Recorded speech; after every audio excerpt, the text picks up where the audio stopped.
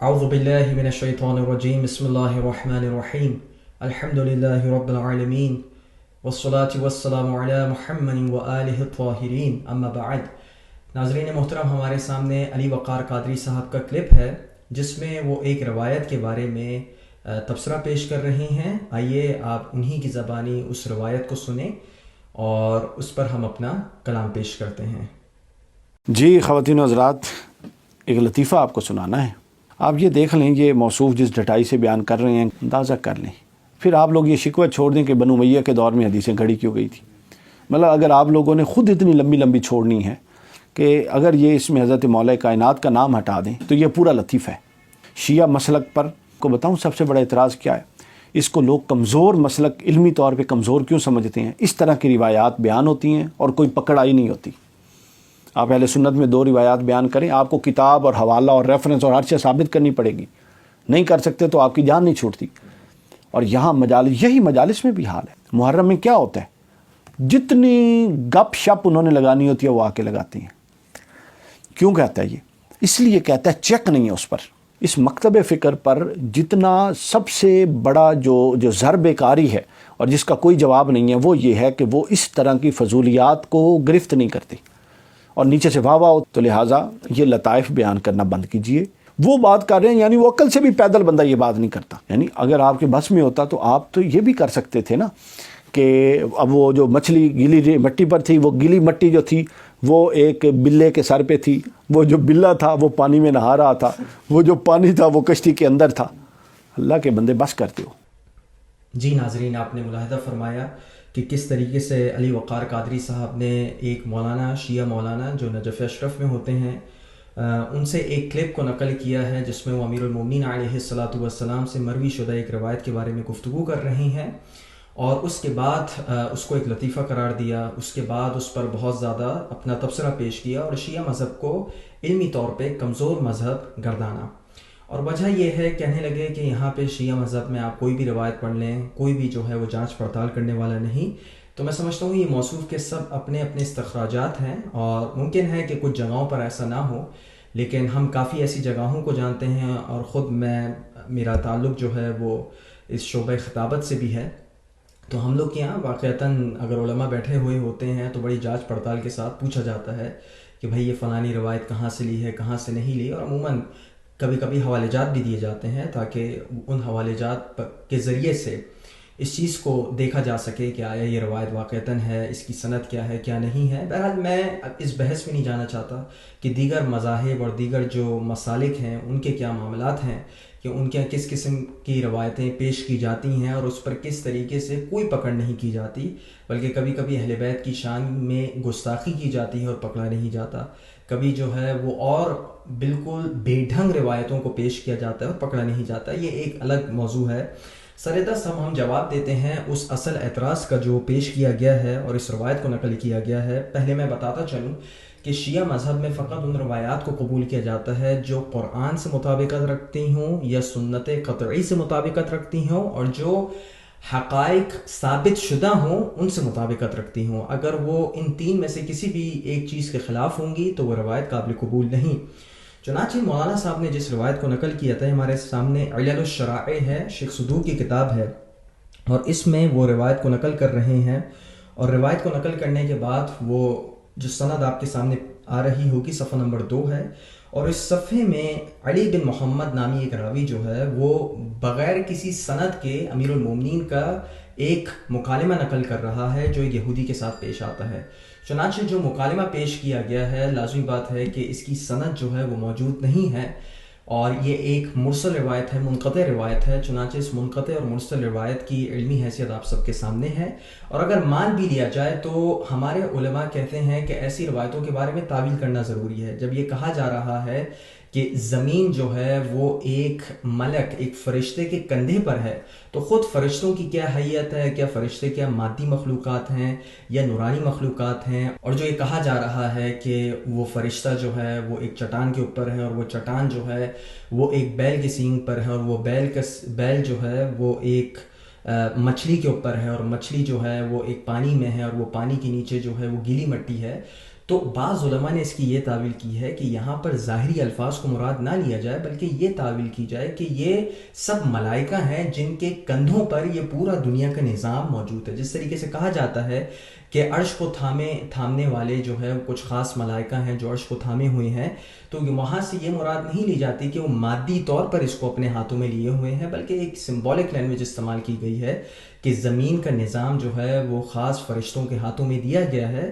جس طریقے سے بارش کا برسانا ہو، جس طریقے سے اور دیگر لوگوں کی روحوں کو قبض کرنا ہو، تو ایک سمبولک لینگویج یوز کی گئی ہے حقیقتاً. اور اس کو واقعتاً آپ لٹرل طور پر لیں، اس چیز کو ہمارے علماء نے بھی اس چیز کی نفی کی ہے، اور اس پر انشاءاللہ کبھی ہو سکا تو میں اور دلائل نقل کروں گا. لیکن چونکہ ابھی وقت ہمارے پاس کم ہے تو سر دست میں یہ بتاتا چلوں قادری صاحب آپ کو کہ یہ فقط شیعہ کتابوں میں روایتیں نہیں ہیں، بلکہ شیعہ کتابوں سے زیادہ یہ اہل سنت کتابوں میں یہ وارد ہوئی ہیں. اور میرے پاس کافی سارے حوالے جات تھے، ابن کثیر ہو گئے، اسی طریقے سے قرطبی ہو گیا، اور دیگر بہت سارے علماء نے اس کو نقل کیا ہے. اور میں کثرت حوالے جات نہیں دینا چاہ رہا، میں فقط اور فقط ایک تفسیر الدر والمنثور اس پر جو ہے میں اپنے مطالب کو پیش کروں گا. یہ ضیاء القرآن پبلیکیشن سے چھپی ہوئی ہے، اور اس کا ترجمہ کرنے والے پیر محمد کرم شاہ ازہری صاحب ہیں، اور یہ تالیف علامہ جلال الدین سیوطی صاحب کی ہے. اس کے اگر 663 صفحے کو ملاحظہ فرمائے تو وہ ایک روایت نقل کر رہے ہیں، اور روایت کس طریقے سے نقل کر رہے ہیں؟ حضرت ابن عباس سے نقل کر رہے ہیں. اب دیکھیں کتنے اہل سنت علماء نے اس روایت کو نقل کیا ہے. آپ کو اس چیز پر جو ہے وہ غصہ تھا کہ ایک شیعہ عالم نے نقل کیا ہے. میں اب آپ کو بڑے بڑے علماء کے نام بتا رہا ہوں. وہ شیعہ عالم کوئی تقریر نہیں کر رہے تھے، اپنا درس ریکارڈ کر رہے تھے. آپ اپنے بڑے علماء کو دیکھیں کہ امام عبد الرزاق فریابی، سعید ابن منصور، عبد بن حمید، ابن جریر، ابن منذر، ابن مردویہ، ابن ابی حاتم، ابو شیخ، حاکم، اور حاکم نے اس روایت کو صحیح کہا ہے، بیہقی، خطیب اور الضیاء نے اپنی کتاب المختارہ میں نقل کیا. یعنی 13 کتابوں کے انہیں نام لیے. حضرت ابن عباس سے روایت ہے کہ اللہ تعالیٰ نے سب سے پہلے قلم کو پیدا فرمایا، اور اس کے بعد وہ روایت آگے چلتی ہے. صفحہ نمبر 664 پہ کہتے ہیں کہ اس سے آسمان بن گئے، پھر اللہ تعالیٰ نے نور کو پیدا فرمایا، اس پر زمین پھیل گئی، اور زمین مچھلی کی پشت پر ہے. پھر مچھلی مضطرب ہوئی اور زمین ہلنے لگی. پھر پہاڑوں کے ساتھ زمین کو ثابت اور پختہ کر دیا گیا، بے شک پہاڑ یوم قیامت تک زمین پر فخر کرتے رہیں گے. پھر حضرت ابن عباس نے آیت پڑھی. اب آپ واضح طور پہ ادھر دیکھ سکتے ہیں کہ حضرت ابن عباس سے جو یہ روایت نقل کی جا رہی ہے اہل سنت کے 13 علماء نے نقل کی ہے، اور اس میں بھی وہی بات ہے کہ زمین کو مچھلی کی پشت پر کہا جا رہا ہے. یہ صفحہ نمبر 665 ہے، اور اس میں بھی جو ہے وہ جو تفسیر کی گئی ہے، یہ عبد بن حمید جو ہیں وہ حضرت بن عباس سے اس تفسیر کو نقل کر رہے ہیں، جس میں وہ کہتے ہیں کہ اللہ تعالیٰ نے مچھلی کو بھی پیدا کیا ہے، اور نون سے مراد جو قرآن مجید میں ہے وہ مچھلی ہے. تو اب آپ واضح طور پہ دیکھ سکتے ہیں میرے عزیزوں، میرے سننے والوں، کہ یہاں پر خود اہل سنت کیا اس قسم کی روایتیں موجود ہیں، اور 13 کتابوں کے حوالے لیے پھر ایک اور روایت اب نقل کی میں نے. اب آپ 626 صفحے کو ملاحظہ فرمائے اسی تفسیر در منصور کو، اور جلد نمبر اس کی جو ہے وہ 6 ہے، اور اس میں کہتے ہیں امام ابن منذر نے ذکر کیا ہے کہ وہ پہلے روایت کو نقل کرتے ہیں، آیت کو نقل کرتے ہیں، پھر کہتے ہیں کہ حضرت ابن جریج نے کہا کہ مجھ تک یہ خبر پہنچی. پھر وہ پوری روایت کو نقل کرتے ہیں اور کہتے ہیں کہ مسلمانوں کی ارواح جابیہ میں جمع ہوئی، اور ثرا اس چٹان کے اوپر ہے جس کے بارے میں اللہ تعالیٰ نے فرمایا کہ آیت کو نقل کیا گیا، اور اس چٹان کا رنگ سبز ہے جسے تاج پہنایا گیا، اور یہ چٹان بیل پر ہے، اور اس بیل کے 2 سینگ ہیں، اور اس کے 3 ٹانگیں ہیں، اور یہ قیامت کے دن ساری زمین کا پانی نکل جائے گا، اور یہ بیل مچھلی پر ہے، مچھلی کی دم اس کے سر کے پاس نیچے والی زمین کے نیچے گول پڑی ہوئی ہے، اور اس کے دونوں کنارے عرش کے نیچے بندھے ہوئے ہیں، اور کہا جاتا ہے کہ نیچے والی زمین بیل کے 2 سینگوں کے سہارے پر ہے، اور کہا جاتا ہے بلکہ اس کی پشت پر ہے، اور اس کا نام پھر وہ پوری تفصیل بیان کرتے ہیں. اور اس کے بعد حضرت عبداللہ بن سلام صفحہ نمبر 627 پہ کہتے ہیں کہ حضور نبی کریم صلی اللہ علیہ وآلہ وسلم سے دریافت کیا کہ وہ مچھلی کس پر ہے، تو آپ نے فرمایا وہ سیاہ پانی پر ہے، اور اسی طرح مچھلی پکڑی گئی، جس طرح تمہاری مچھلیوں میں سے کوئی مچھلی ان سمندروں میں سے کسی سمندر کے پکڑی جاتی ہے، پھر وہ پوری جو ہے وہ روایت کو جو ہے وہ نقل کرتے ہیں۔ واضح طور پہ دیکھ سکتے ہیں کہ اس قسم کی روایت آپ لوگوں کے ہاں بھی موجود ہیں۔ صفحہ نمبر 628 پہ آتے ہیں کہ امام ابو شیخ نے اپنی کتاب میں نقل کیا کہ حضرت کعب رحمۃ اللہ علیہ سے بیان کیا گیا کہ 7ویں زمین ایک چٹان پر ہے، اور وہ چٹان فرشتے کی ہتھیلی پر ہے، اور وہ فرشتہ مچھلی کے پر ہے، وہ مچھلی پانی پر ہے، پانی ریح پر ہے، اور وہ ریح ہوا پر ہے، اور ریح عقیم تباہ کرنے والی پیوند کاری نہیں کرتی، اور اس کے سینگ عرش کے ساتھ معلق ہیں۔ اور یہی جو ہے ابو مالک سے وہ نقل کرتے ہیں کہ ابو مالک کہتے ہیں کہ زمین مچھلی پر ہے اور زنجیر مچھلی کے کان میں ہے۔ تو واضح طور پہ آپ دیکھ سکتے ہیں کہ کس قسم کی جو ہے وہ روایتوں کو نقل کیا جا رہا ہے۔ اب ہم تفسیر الدر المنثور کی جلد نمبر 4 پہ آتے ہیں، صفحہ نمبر 755 پر ہے، اور 755 پہ جو ہے وہ ایک مکالمہ حضرت جابر بن عبداللہ الانصاری نقل کر رہے ہیں کہ غزوہ تبوک میں رسول اللہ صلی اللہ علیہ وآلہ وسلم کے ساتھ تھا، تو ہمارے سامنے ایک طویل القامہ شخص آیا، اور وہ نبی کے قریب آیا، اور اس نے آپ کی اونٹنی کی مہار پکڑ لی، اور آپ محمد اور کہا آپ محمد ہیں؟ آپ نے فرمایا ہاں۔ اس شخص نے کہا میں آپ سے ایسا سوال کرنا چاہتا ہوں جنہیں اہل زمین میں سے صرف 1 یا 2 شخص ہی جانتے ہیں۔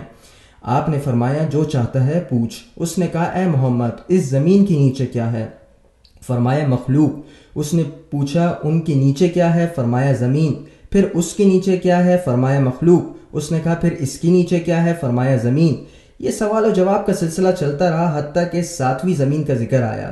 اس شخص نے پوچھا 7ویں زمین کے نیچے کیا ہے؟ آپ نے فرمایا چٹان۔ اس نے پوچھا چٹان کے نیچے کیا ہے؟ فرمایا مچھلی۔